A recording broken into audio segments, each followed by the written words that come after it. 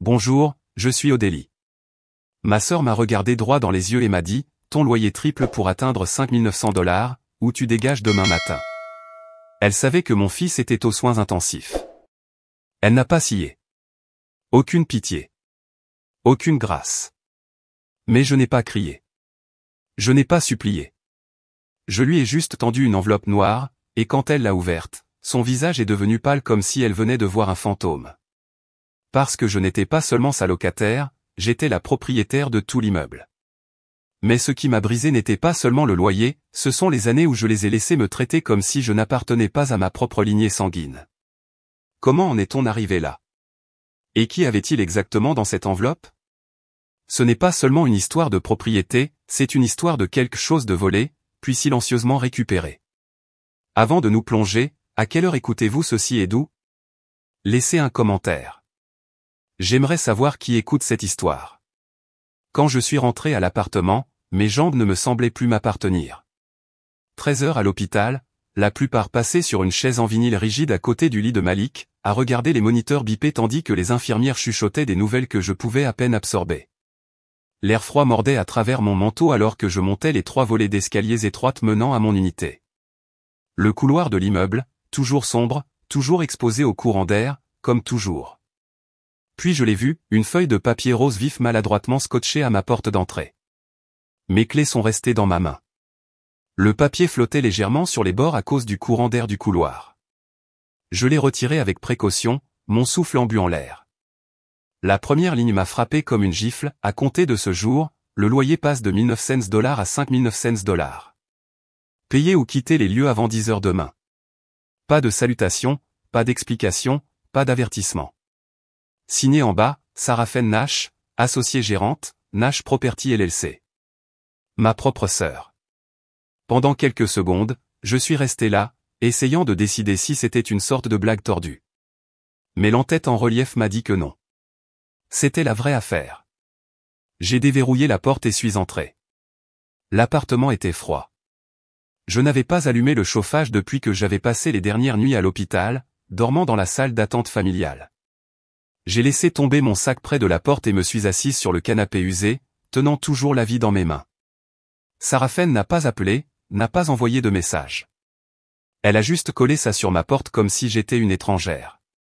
Ce n'était pas toujours comme ça. Il y a 8 ans, je suis revenu ici quand papa a commencé à tomber malade. J'ai abandonné une promotion à Chicago, j'ai emménagé dans cet appartement, l'unité 3B, pour aider. À l'époque, Sarafen avait juré que nous réglerions l'héritage plus tard, elle avait dit que tout était détenu en fiducie jusqu'à la finalisation de la succession. Je l'ai cru. Je voulais la croire. C'était ma grande sœur. Mais les mois ont passé après la mort de papa, puis les années. Pas de testament final, pas d'avocat. Juste Sarafen qui prenait le contrôle petit à petit. À un moment donné, elle a cessé de m'appeler sa sœur et a commencé à m'appeler la locataire. J'ai sorti mon téléphone et j'ai essayé de l'appeler. Ça a sonné une fois, puis est passé directement à la messagerie vocale. J'ai hésité avant de parler. Salut, Sarafen, je viens de recevoir l'avis. Malik est toujours aux soins intensifs et je ne peux vraiment pas m'occuper d'un déménagement pour l'instant. On peut parler? Je lui ai envoyé un message de suivi, court et suppliant. 30 minutes ont passé, puis 1 heure. Sa réponse est venue après minuit, ce n'est pas personnel. Les affaires sont les affaires. Tu as eu un loyer en dessous du marché assez longtemps. J'ai fixé l'écran. Aucune préoccupation pour Malik. Aucune question sur la façon dont nous allions. Juste ces mots plats et secs, les affaires sont les affaires. C'est ça. Le radiateur sifflait dans le coin, essayant en vain de réchauffer la pièce. Je suis allé à la kitchenette, j'ai trouvé un sachet de thé et je suis resté là à attendre que l'eau bouille quand j'ai entendu un léger coup à la porte. J'ai hésité, puis j'ai ouvert. Odélie, chérie, a dit une voix familière. C'était Madame Belmont du 2A, une veuve, qui sentait toujours légèrement la lavande et le baume mentholé. Elle a tendu un récipient. Je me suis dit que tu aurais besoin de quelque chose de chaud. Je l'ai remerciée, la voix un peu nouée. Elle a regardé le papier toujours serré dans ma main. Elle en a laissé un sur ma porte aussi, l'automne dernier. Mon loyer a augmenté du jour au lendemain. Elle m'a dit que je pouvais trouver d'autres logements si ça ne me plaisait pas, je ne savais pas quoi dire. Madame Bellemant m'a tapoté doucement le bras. Tu ne mérites pas ça, et ce garçon non plus. Elle est froide, celle-là. Froide comme un poisson. Je lui ai fait un sourire fatigué. Merci pour la soupe. Quand la porte s'est refermée, le silence est revenu, plus épais encore. À 3 heures du matin, j'étais de retour à l'hôpital, assise à nouveau près du lit de Malik. Il était toujours sous sédation. Les machines continuaient leur travail, clignotant, pulsant, marquant le temps comme un lent métronome mécanique. J'ai fouillé dans mon sac, j'ai sorti mon ordinateur portable. Le Wi-Fi de l'hôpital était lent, mais c'était suffisant. Je me suis connecté à mon courrier électronique, j'ai trouvé le vieux PDF que j'avais presque oublié, transfert de titre de propriété, unité 3B, immeuble Nash.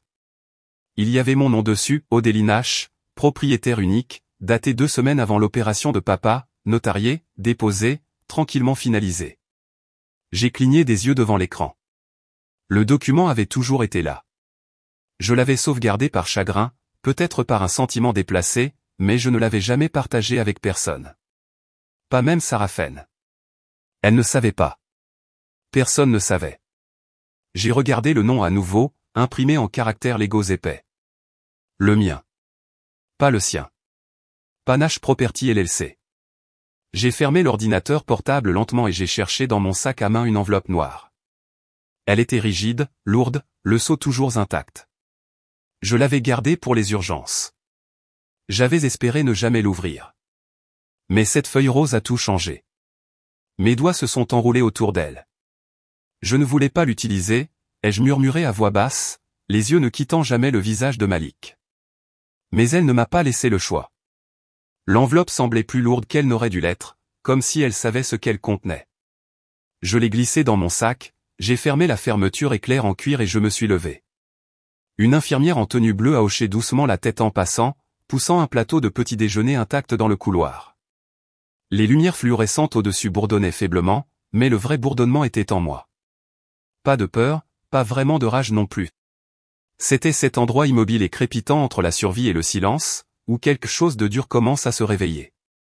Je me suis penché sur le lit de Malik avant de quitter les soins intensifs. Il dormait, légèrement recroquevillé sur sa droite, un fil reliant le moniteur à sa poitrine. Ses lèvres ont bougé un peu, comme s'il rêvait de courir à nouveau, ou peut-être simplement de respirer facilement. Je serai de retour avant le déjeuner, mon chéri, ai-je murmuré, en écartant une boucle de ses tempes. Maman a quelque chose à régler. Il était 9h07 quand je suis sorti. L'air hivernal de Newark m'a frappé comme une gifle, froid, vif, honnête. J'ai marché droit devant le parcomètre que je n'avais pas nourri depuis la nuit dernière. Qu'il me verbalise. Je n'étais plus d'humeur à avoir peur des petites choses. À 10h02, j'entrais dans le hall vitré du bâtiment de Channing. Sol en marbre, musique de piano douce en fond sonore, le genre qui essaie trop de ne pas être remarqué, et une réceptionniste qui semblait à peine assez âgée pour se souvenir d'Internet par modem. Elle a levé les yeux, sans sourire.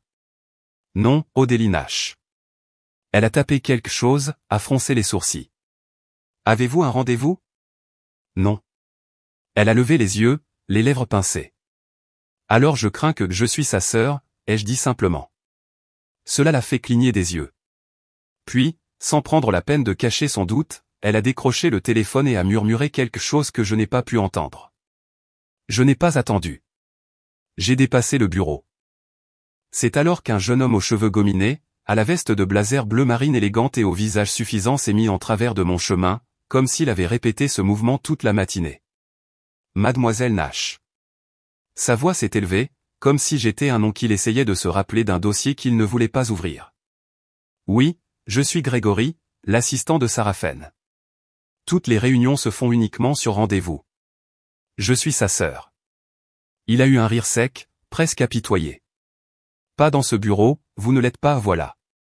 C'était cette phrase, comme si j'étais juste une femme qui se présentait au mauvais guichet à la préfecture, pas quelqu'un qui avait changé les couches de Sarafen, nettoyé les tubes de perfusion de notre père, ou tenu sa main quand son crédit a chuté et qu'elle a pleuré dans l'allée comme si le monde lui devait tout. J'ai regardé au-delà de lui vers l'épaisse porte vitrée marquée Suite exécutive, S. Nash. Dites-lui que je suis là, ou je dirai à la sécurité ce qui est enterré dans le classeur du sous-sol sous Baham pour acte. Sa mâchoire s'est contractée. 5 minutes plus tard, il est revenu avec un hochement de tête raide. Je suis entré dans le bureau comme si j'y avais ma place. Elle était assise derrière un bureau assez grand pour y faire atterrir un drone. La pièce sentait la menthe poivrée et le papier. Une boisson verte reposait à côté de son MacBook, probablement son matcha habituel au lait d'avoine. Elle ne s'est pas levée, n'a même pas scié. « Eh bien » a-t-elle dit, tapotant une touche sans lever les yeux, « vous avez réussi avant midi. » Sa voix avait changé, trop égale, trop soignée. « Je ne suis pas venu parler du temps. »« Vous ne le faites jamais » a-t-elle marmonné, et a finalement levé les yeux vers moi.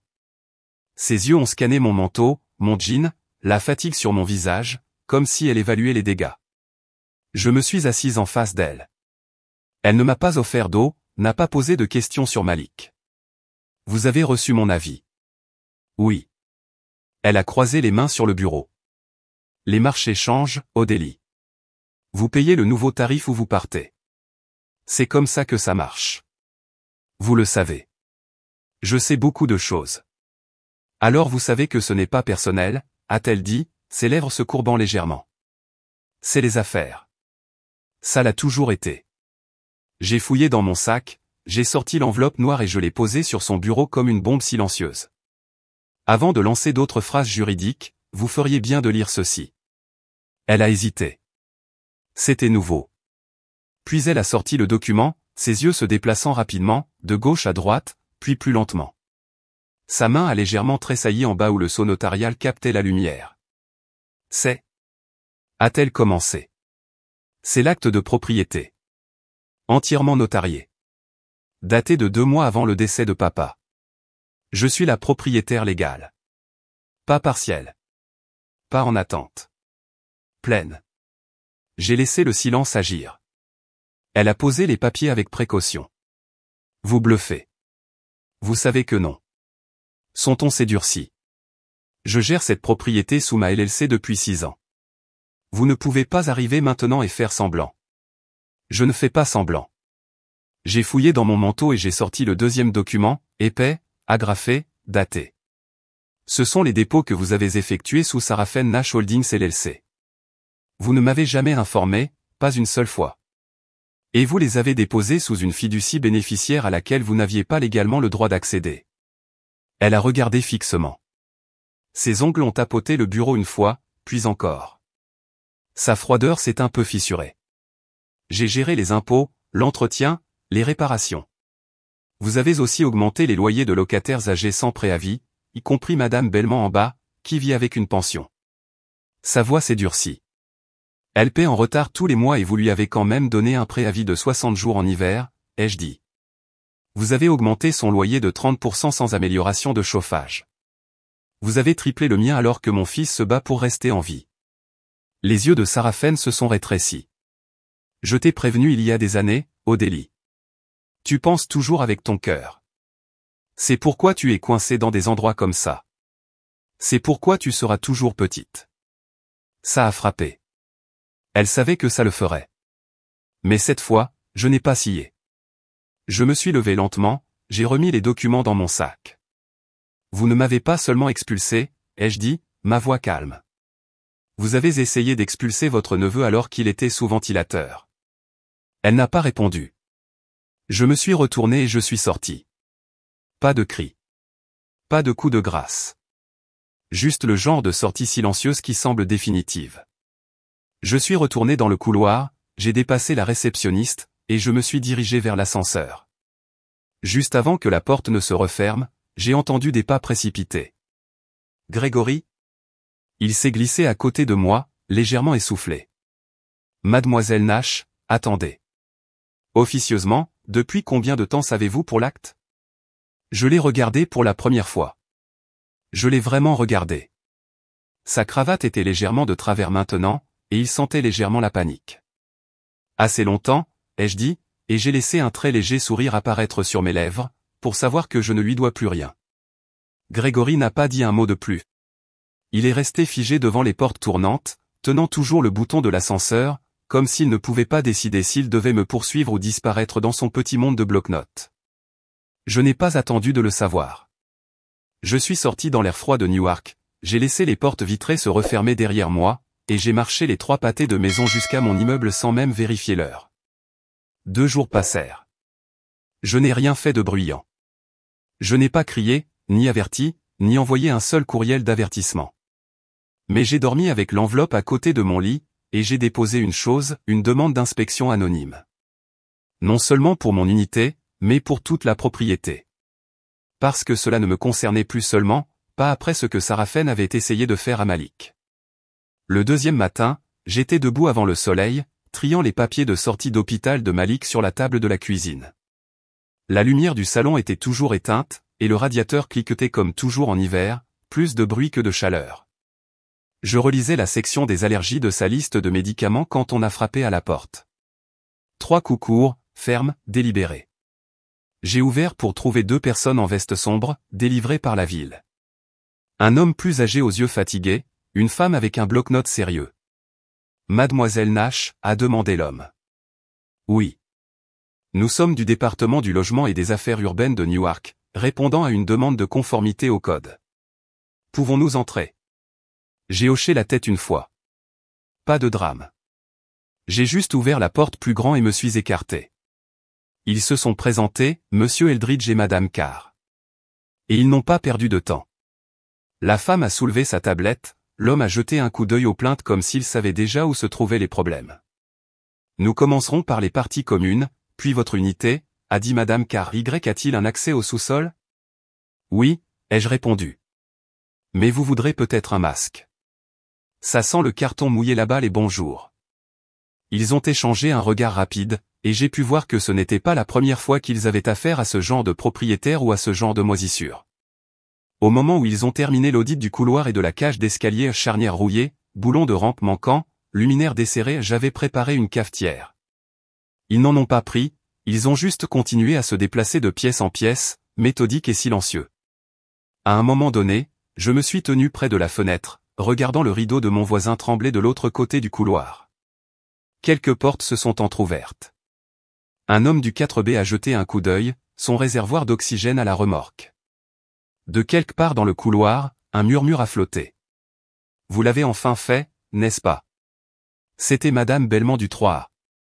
Elle avait l'air plus âgée que dans mes souvenirs, plus pâle. Je n'ai pas dit grand-chose, j'ai juste croisé son regard et j'ai hoché légèrement la tête. Il est temps que la vérité respire, ai-je dit. Monsieur Eldridge est revenu à l'étage juste au moment où elle a fermé sa porte. Nous aurons besoin de photos de la chaufferie et des conduites de gicleurs aussi. Cet endroit n'a pas subi une révision complète depuis des années. Je les ai suivis de nouveau en bas, à travers la porte en bois déformée qui se fermait à peine. Les lumières du couloir vacillaient alors que nous entrions dans le sous-sol. Une ampoule bourdonnait fort, le genre qui vous donne l'impression que quelque chose est sur le point d'exploser. Des taches noires traçaient le mur au-dessus du chauffe-eau. Monsieur Eldridge a sorti une lampe stylo et a marmonné, ça, ici, ce n'est pas seulement l'âge. C'est de la négligence. Il n'a pas prononcé le nom de Sarafen. Il n'en avait pas besoin. À 9 heures du matin, ils avaient rempli 3 pages de notes d'infraction, toutes photographiées et horodatées. Ils documentaient tout. Je répondais quand on me posait des questions. Je n'ai pas embelli. Je n'ai pas accusé. Mais mon silence était assez fort. La goutte d'eau qui a fait déborder le vase, ce n'était même pas le loyer.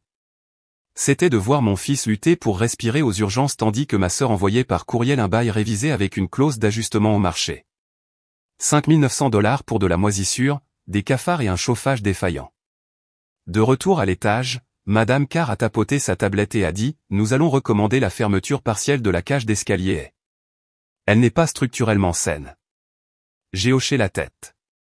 Il y a aussi quelque chose qui ne va pas avec la pression de la chaudière. Elle a haussé un sourcil, a noté. Je me suis tourné vers le hall d'entrée juste au moment où je l'ai entendu, le claquement sec des talons sur le linoléum, rapide, furieux. Et puis la voix de Sarafen a retenti comme une lame. Qu'est-ce que c'est que ce bordel? Elle est entrée avec son manteau de pouvoir et ses chaussures pointues, comme si elle possédait l'immeuble, même si les papiers dans le tiroir de mon bureau disaient le contraire. Monsieur Eldridge n'a pas scié. Madame, nous effectuons une inspection de conformité. La propriété a été signalée pour examen par le propriétaire enregistré. Sarafen a pivoté, les yeux se rétrécissant. Vous avez déposé ça. M'a-t-elle aboyé. Je n'ai pas élevé la voix. Je n'ai pas bougé. Je l'ai autorisé, ai-je dit simplement. Elle a cligné des yeux fortement, comme si elle ne pouvait pas croire que ces mots venaient de moi. Vous avez perdu la tête? A-t-elle sifflé. Après tout ce que j'ai géré, tout ce que j'ai porté, c'est comme ça que vous me remerciez? En déposant des plaintes comme une étrangère dans la rue? J'ai gardé les bras le long du corps. Vous avez augmenté le loyer d'un enfant malade à 5 900 $ et vous avez appelé ça juste des affaires, ai-je dit. Alors je fais des affaires aussi. Juste le genre qui respecte la loi. Ses lèvres se sont retroussées comme si elles goûtaient quelque chose d'amer. Vous avez toujours eu du mal à rester à votre place. Monsieur Eldridge s'est raclé la gorge poliment, essayant de ne pas se laisser entraîner. Sarafen s'est retournée et a pointé un ongle parfaitement manucuré vers la porte. Vous le regretterez, Odélie. Je vous jure sur tout. Elle n'a pas fini. Sa voix s'est brisée, puis elle a fait volte-face, sortant en piétinant avant de perdre davantage de terrain devant des témoins. Le couloir était silencieux. Madame Carr s'est tournée vers moi et a dit doucement, nous allons devoir fermer la cage d'escalier et jusqu'à ce que les réparations soient effectuées. J'ai hoché la tête. Et, ai-je ajouté, vous devriez planifier une vérification complète de la chaufferie par les pompiers. Je ne fais confiance à rien de ce qu'elle a touché. L'inspectrice m'a regardé un instant. Vous ne plaisantez pas, n'est-ce pas? J'ai expiré, non pas d'un souffle tremblant, mais d'un souffle calme. Fatigué, mais calme. Plus maintenant. Je suis resté près de la cage d'escalier une seconde de plus, laissant ces mots s'ancrer en moi comme des briques qui trouvent enfin leur place dans une fondation. Puis je me suis retourné et j'ai marché vers mon appartement, un pas régulier à la fois. Je n'ai pas regardé par-dessus mon épaule. Sarafen s'était trop habituée à ce que les gens sient quand elle claquait des doigts. Ce ne serait plus moi. Au moment où j'ai atteint ma porte, le couloir était redevenu silencieux, à l'exception d'un léger bruit de pas venant de l'étage et du faible grincement des câbles de l'ascenseur qui se déplaçaient. La vie dans l'immeuble reprenait son bourdonnement habituel, mais sous cela courait maintenant quelque chose de nouveau, un courant de conscience. Les gens savaient que le silence avait été rompu. De retour à l'intérieur, j'ai enlevé mes chaussures et je suis allé directement à la cuisine pour me verser un verre d'eau. Je n'ai pas bu. L'adrénaline s'estompait, laissant une légère douleur dans ma colonne vertébrale et une lourdeur derrière mes yeux. Mais au moment où je me suis assise, mon téléphone a sonné. J'ai regardé l'écran, Janine, ligne d'infirmière. Je me suis levé rapidement, frappant le bord de la table avec mon genou. Allô? Odélie? Il est stable, il respire plus facilement aujourd'hui. Je pense que si tout se passe bien cette nuit, vous pourrez peut-être ramener Malik à la maison demain. J'ai serré le comptoir avec ma main libre. Vous êtes sérieuse? Je ne le dirais pas si ce n'était pas le cas. Je voulais juste que vous l'entendiez avant le changement de quart. L'appel s'est terminé. Je suis resté figé un instant, puis j'ai pris le petit lion en peluche de Malik sur le rebord de la fenêtre. Les coutures étaient usées près des pattes, là où il le frottait en dormant. Je l'ai pressé contre ma poitrine. Nous y étions presque. À 16 heures, j'étais à l'hôpital. J'avais pris le lion et un sac de pyjama propre pour Malik. Ses joues avaient retrouvé de la couleur, pas beaucoup, mais assez pour que mes épaules se détendent. Maman, a-t-il murmuré, la voix rauque, tu l'as amené? J'ai sorti le lion. Il est là. Il a souri. Le vrai sourire, celui qui se dessine lentement et reste. Je veux rentrer à la maison bientôt, ai-je dit, en lui brossant les cheveux. Nous nous rapprochons. Je suis resté là pendant environ 20 minutes, fredonnant doucement pendant qu'il somnolait. Pour la première fois depuis ce qui semblait être des années, je me suis permis de croire, de vraiment croire, que nous pourrions nous en sortir indemnes. Puis mon téléphone a vibré. Grégory. Pour info, Sarafen ne prend pas ça tranquillement. Je n'ai même pas eu le temps de répondre avant que quelqu'un ne frappe à la porte de la chambre. Un homme en veste de livraison se tenait là, tenant une enveloppe de la taille d'une brique. Vous êtes mademoiselle Odélie Nash? Oui. Vous avez été assignée. J'ai signé, je l'ai prise et je suis entré dans le couloir avant de l'ouvrir. Plainte civile, Cour supérieure du comté d'Essex. Plaignante Sarafen Nash, alléguant un transfert frauduleux de titres de propriété, une occupation illégale et une demande immédiate d'injonction sur tous les revenus de la propriété. Elle essayait de tout bloquer.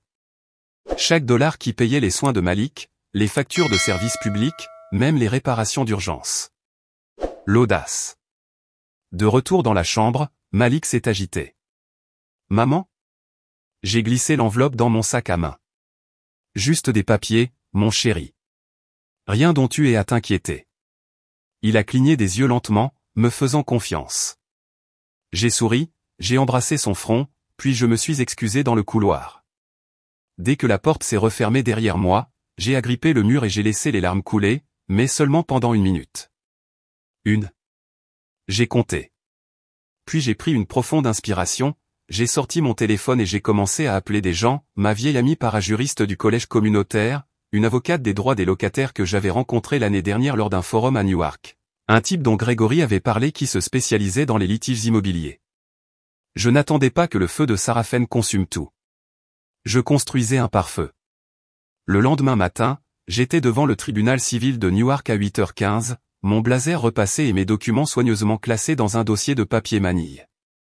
Je n'avais pas une équipe juridique sophistiquée, mais j'avais des faits, et je savais lire les petits caractères. À l'intérieur, la greffière a jeté un coup d'œil à ma carte d'identité et a marqué une pause. « Oh » a-t-elle dit, les sourcils levés, « vous êtes cette Nash. » J'ai hoché la tête, sans surprise. Sarafen m'avait probablement dépeinte comme une squatteuse dérangée essayant de voler l'héritage familial, mais je n'ai pas scié. Je suis ici pour déposer une contre-plainte. La femme a cligné des yeux. Je la contre-poursuis pour mauvaise gestion frauduleuse de biens familiaux partagés, ai-je dit. Négligence du bien-être des locataires, augmentation de loyer illégal sur des résidents protégés, et rupture de devoirs fiduciaires. J'ai remis des copies des rapports d'inspection du bâtiment, des relevés financiers avec des irrégularités flagrantes, et le plus accablant, des impressions de mai de Sarafen elle-même se vantant de vider la vieille dame avant que la ville ne s'en aperçoive.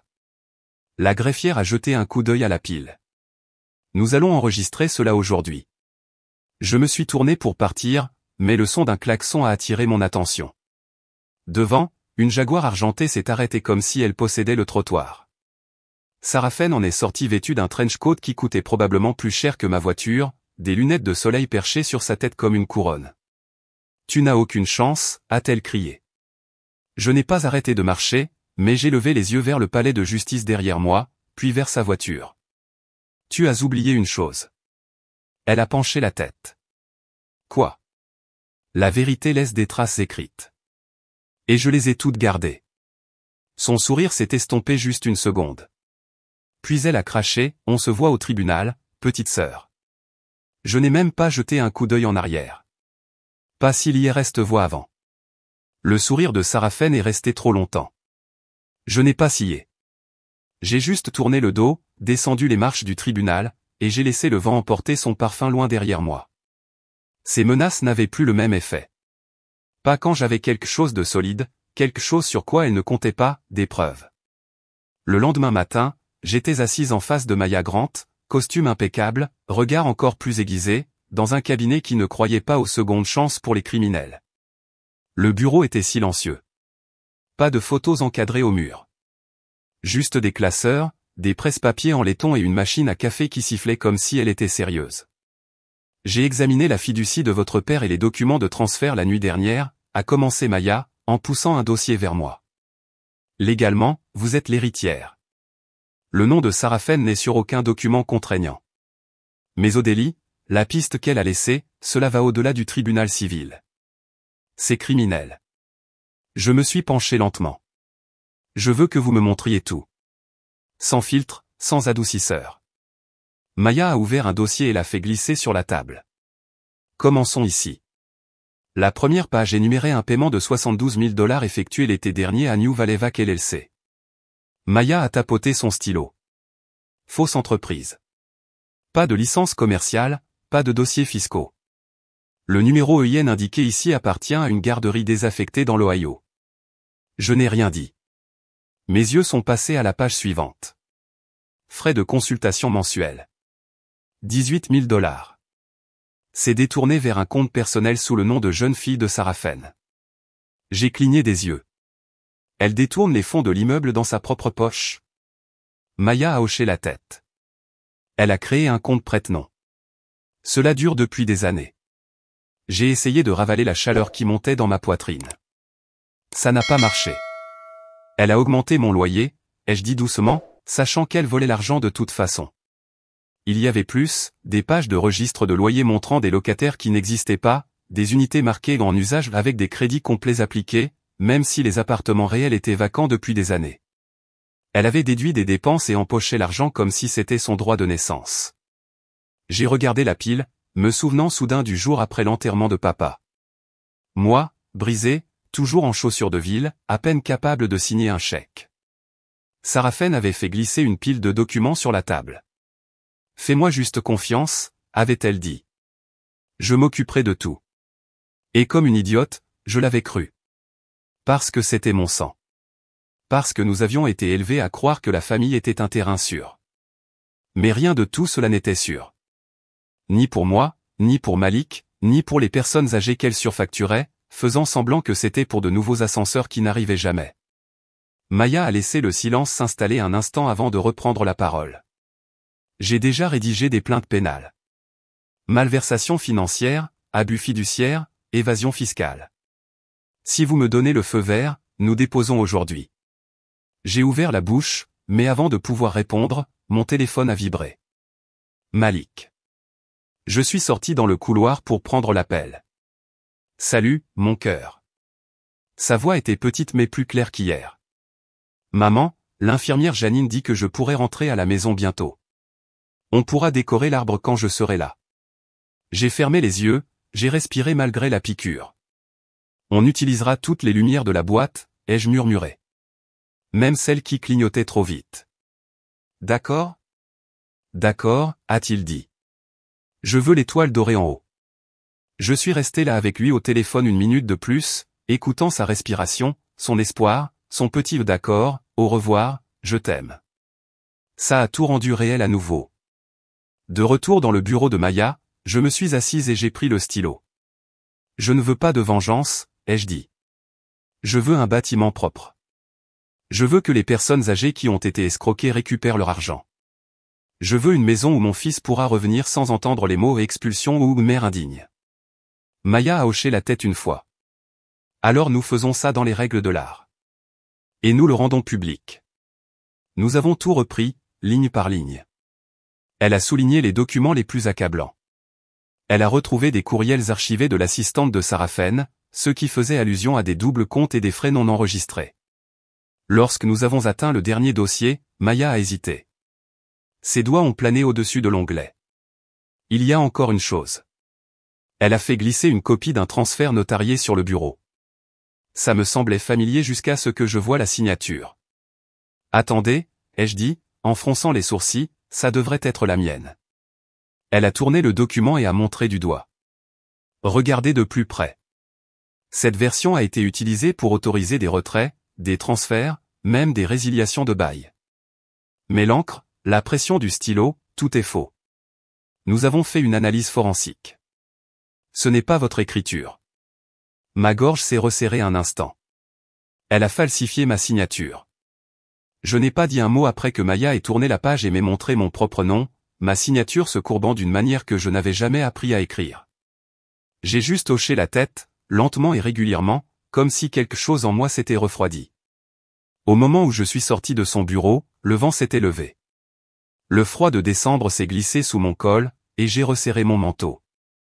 Newark n'était pas tendre en hiver, mais ce jour-là, l'air me ressemblait, vif, concentré. Je ne suis pas rentré à la maison. Je ne me suis même pas arrêté à l'hôpital, pas encore. Au lieu de cela, j'ai fait une promenade, tournant de pâté de maison jusqu'à ce que je voie le petit café du coin où les fenêtres s'embuent toujours à cette heure-là. J'ai poussé la porte, j'ai laissé l'odeur du café brûlé et du pain chaud me saluer comme un souvenir d'une meilleure vie, et je l'ai trouvée. Lisa Fanton, déjà en attente. Elle était assise à une table du fond, son ordinateur portable ouvert, un stylo tapotant son bloc-notes. J'avais déjà lu ces articles ou des histoires qui dévoilaient les murs, exposaient la moisissure, la corruption, les abus de pouvoir silencieux que les propriétaires pensaient pouvoir enterrer. Elle n'a pas levé les yeux quand je me suis approché, mais je pouvais sentir qu'elle observait chacun de mes mouvements. Je n'ai pas offert de politesse. Je me suis juste assise en face d'elle et j'ai glissé l'enveloppe Manille sur la table. Elle a jeté un coup d'œil. Vous ne proposez pas une histoire? Non, ai-je dit. Je vous donne une assurance. Elle a finalement croisé mon regard. Contre quoi? J'ai fouillé dans mon manteau, j'ai sorti une clé USB.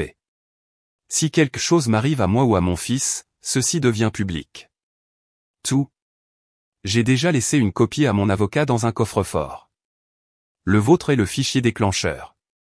Elle ne l'a pas touché, pas encore. Elle a juste incliné la tête. Vous êtes sûr de vouloir cette guerre? J'ai regardé par la fenêtre embuée, puis de nouveau vers elle. Elle a déjà commencé. Je ne fais que dessiner la carte maintenant. Lisa a hoché la tête une fois, puis a déchiré l'enveloppe. Elle a commencé à scanner la première page, un reçu de paiement à New Vallevac LLC. Je l'ai regardé changer de visage à chaque ligne, les sociétés écrans, les réparations facturées 2 fois, les frais d'entretien sur des unités vacantes depuis des années. Elle a laissé échapper un soupir. Elle a tout détourné à travers votre nom. Elle a falsifié ma signature sur plusieurs des autorisations, ai-je dit. C'est ce qui me permet de rendre ça public. Mais ce n'est pas seulement à mon sujet. Certains des locataires qu'elle a volés, l'un a 84 ans, un autre a un cancer de stade 3. Je veux que cela soit inclus. Lisa a cliqué sur son stylo et a commencé à griffonner. Compris. À partir de là, la journée s'est déroulée par petites étapes calmes et contrôlées. Après avoir quitté le café, je me suis arrêté à la mairie avec Maya. Nous avons déposé une hypothèque sur le bâtiment, empêchant Sarafen de le vendre ou de le transférer. Maya a également finalisé l'ordonnance restrictive, et je l'ai signée sans hésitation. Avant de partir, je lui ai demandé de m'aider à rédiger des lettres pour chaque locataire. Pas de jargon juridique, juste quelque chose d'humain, un message clair que leurs droits comptaient et que quelqu'un se battait enfin pour eux. Maya m'a regardé, pensive. Vous ne cherchez pas la vengeance? Je cherche la structure, ai-je dit. Plus de disputes criardes, plus de dessous de table. Ce n'est pas une question de colère. C'est une question de fondation. Elle a souri faiblement. Bien, car plus votre dossier est solide, moins elle peut s'en tirer. Je n'ai pas répondu. J'ai juste hoché la tête et suis parti, laissant le silence de l'ascenseur m'envahir comme une pause dans un vieux morceau de jazz. Immobile, mais en attente. Plus tard cet après-midi-là, je me suis rendu à l'hôpital, non pas pour rendre visite à Malik dans sa chambre, mais pour m'asseoir tranquillement dans la cafétéria en bas. Le genre d'endroit qui ne semblait jamais vraiment vivant, toujours légèrement bourdonnant de la lumière des distributeurs automatiques et de cette odeur métallique de nourriture réchauffée. Mon téléphone a vibré. Maman? Sa voix était petite mais plus lumineuse qu'hier. Je suis là, mon chéri, ai-je dit. Tu me manques. Tu me manques plus. Quand je rentrerai à la maison, on pourra faire des cupcakes comme ceux avec trop de vermicelle? J'ai fermé les yeux une seconde. J'aurai la boîte entière qui t'attendra. Tu veux rouge ou arc-en-ciel? Il a gloussé. Les deux? Ce rire était tout. Tout ce dont j'avais besoin pour rester centré, même si la tempête grondait. Cette nuit-là, ça a frappé. Sarafen a posté une série de mises à jour frénétiques sur les réseaux sociaux. Des photos d'elle en pleurs, des allégations de harcèlement, des captures d'écran de documents judiciaires avec mon nom surligné en rouge, recadré pour donner l'impression que j'étais devenue folle. Trahison familiale, a-t-elle écrit dans un message. Ma propre sœur essaie de détruire ma vie. S'il vous plaît, aidez-moi. Les frais de justice s'accumulent. Ils essaient de tout me prendre.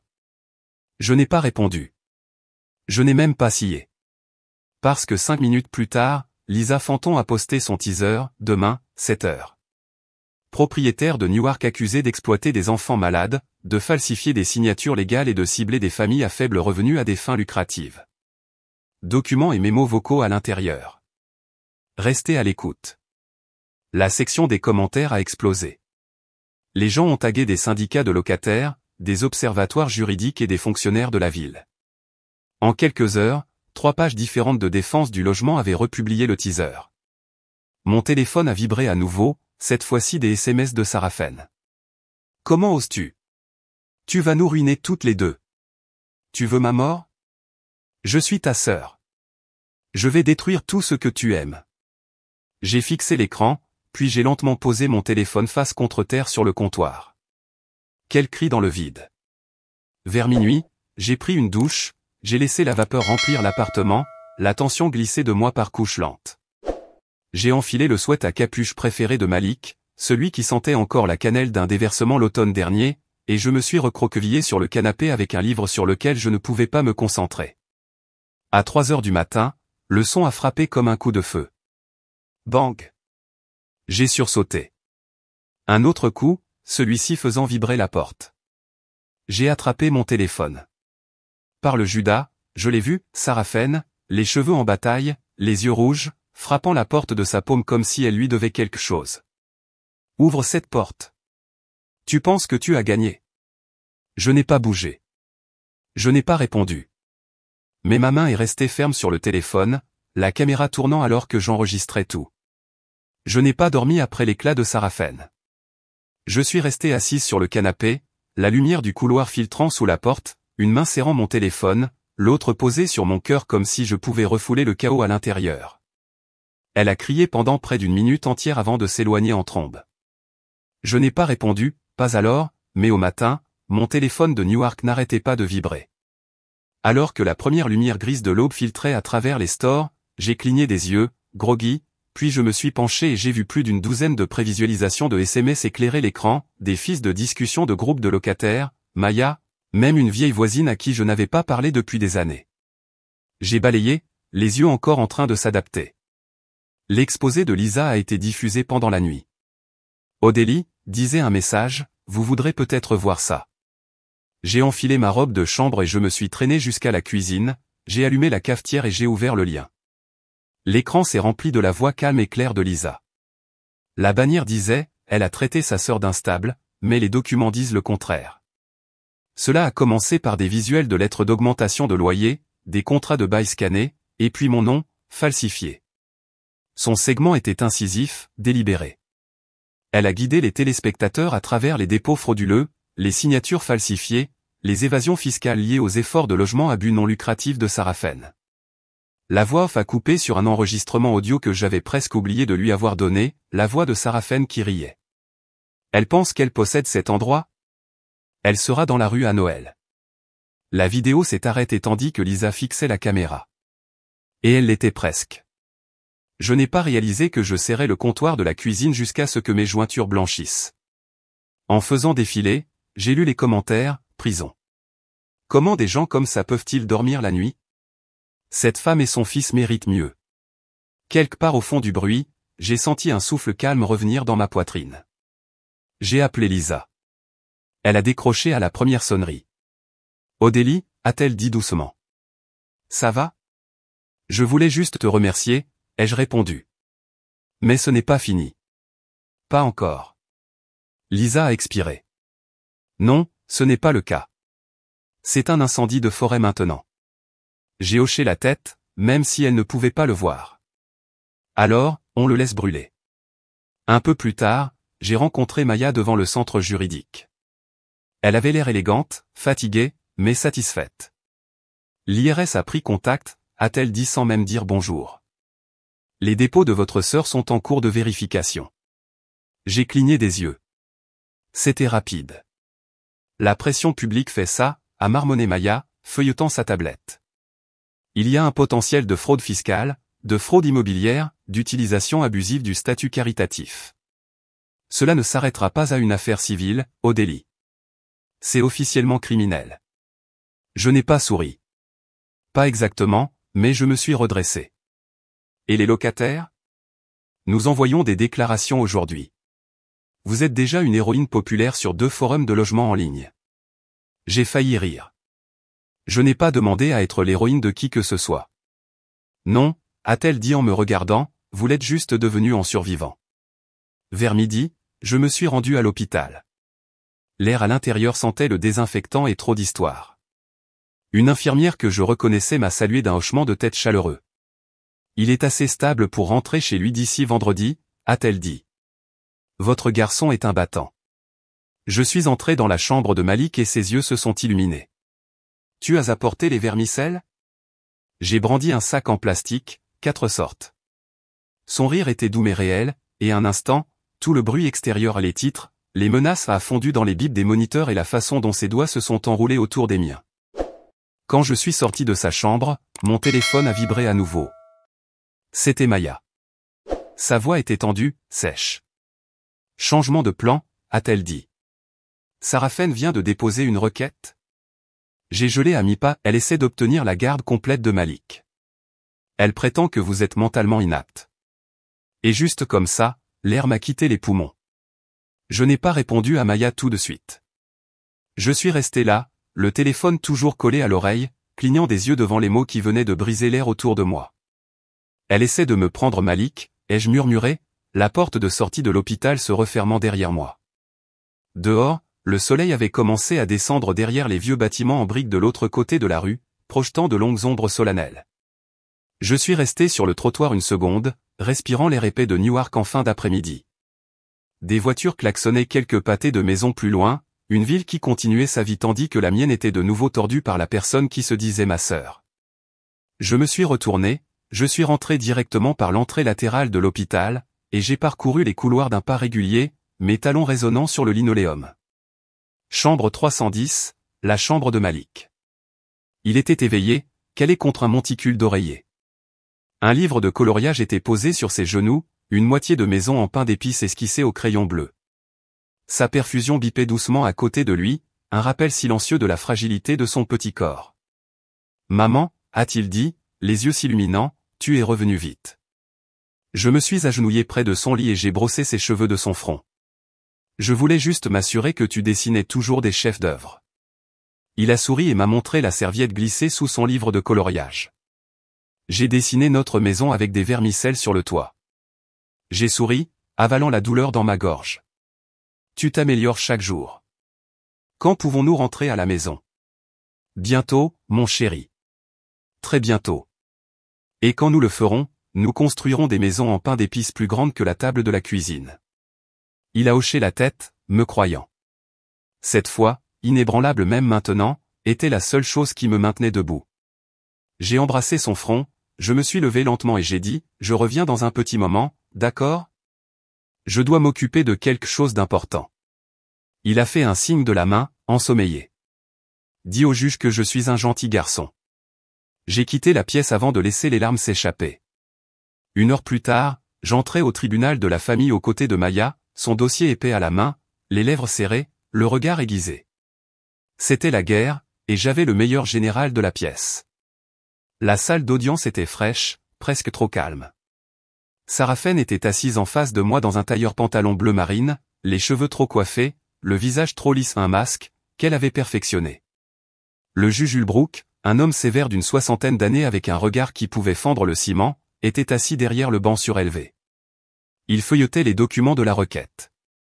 Il s'agit d'une requête de garde d'urgence déposée par Sarafen Nash, citant des préoccupations concernant l'aptitude mentale de la défendresse. Il m'a regardé avec une expression stable.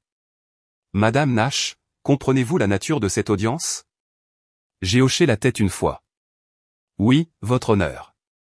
L'avocat de Sarafen s'est levé, la voix mielleuse. Votre honneur, notre cliente a des preuves que Madame Odélie Nash a démontré un comportement erratique, émotionnellement volatile, résultant du stress et d'une possible instabilité psychologique. Nous pensons que cela présente un risque pour le développement émotionnel du jeune Malik. Je suis resté impassible. Sarafen s'est penchée en avant de manière dramatique. Elle ne dort pas. Elle s'emporte. Je veux dire, regardez les infos. Elle a semé la pagaille publiquement dans notre famille. Malik a besoin de stabilité. Je peux lui offrir cela. Je n'ai pas scié. J'ai regardé droit le juge. Votre honneur, pendant que mon fils était aux soins intensifs, elle a augmenté mon loyer à près de $6 000. Dites-moi, cela vous semble-t-il être de la stabilité? La salle s'est figée. Le sourcil de Ulbrook s'est légèrement arqué. Maya s'est levée, calme, posée, mortelle. Si le tribunal le permet, je voudrais présenter des preuves. Elle a remis une pile imprimée, des SMS, des courriels, des affidavits de locataires. Voici des messages où la plaignante fait référence à l'enfant comme, je cite, juste un levier. Et un autre, si l'empire, peut-être qu'elle finira par craquer. Ulbrook a baissé les yeux, lisant en silence. Sa mâchoire s'est contractée. Maya ne s'est pas arrêtée. Nous avons également des déclarations de 2 anciens locataires, tous 2 âgés, qui rapportent que la plaignante prétendait que Malik n'était pas de la vraie famille et les a expulsés lorsqu'ils ont protesté. Puis vint l'enregistrement vocal. Une simple pression sur un bouton. La voix de Sarafen a rempli la pièce. Elle pense qu'elle possède cet endroit? Qu'elle se noie dans les factures. Ce gamin ne sera pas là longtemps si elle continue de galérer. Le silence qui a suivi était glaçant. Je me suis levé quand Maya m'a fait signe. Je n'ai jamais demandé d'aide, ai-je dit, la voix calme. J'ai payé mon loyer. J'ai suivi toutes les règles. Je suis même restée silencieuse quand ma sœur me narguait à table. Mais je ne resterai pas silencieuse quand il s'agit de mon fils. J'ai jeté un coup d'œil à Sarafen. Elle est ma sœur, mais elle m'a dit un jour, la famille ne te doit rien. Et c'est peut-être vrai. Mais ce qu'elle fait n'est pas de l'amour. C'est du contrôle. Je me suis tourné vers le juge. Il est toute ma vie. Je l'ai baigné quand il avait de la fièvre, je l'ai tenu pendant ses crises d'épilepsie, et je lui ai dit qu'il serait toujours en sécurité. Si cela me rend instable, alors je l'assumerai. Le juge n'a pas parlé pendant un long moment. Il a posé la pile de papier, a croisé les mains, et a finalement dit, requête en matière de garde rejetée. Mon souffle s'est coupé. Il a continué, ce tribunal accorde la garde exclusive d'urgence à Odélie Nash, avec effet immédiat. Une ordonnance restrictive temporaire est émise contre la requérante. De plus, sur la base des documents soumis, j'ordonne une enquête financière sur les transactions immobilières de la requérante. Le marteau est tombé, un son comme le tonnerre. Alors que la salle d'audience se vidait lentement, je me suis levé, tout mon corps tremblant, mais toujours debout. Toujours la mienne. Dehors, le couloir était silencieux. Sarafen est passée, les yeux plissés. Sa voix était basse, venimeuse. Tu crois que c'est fini?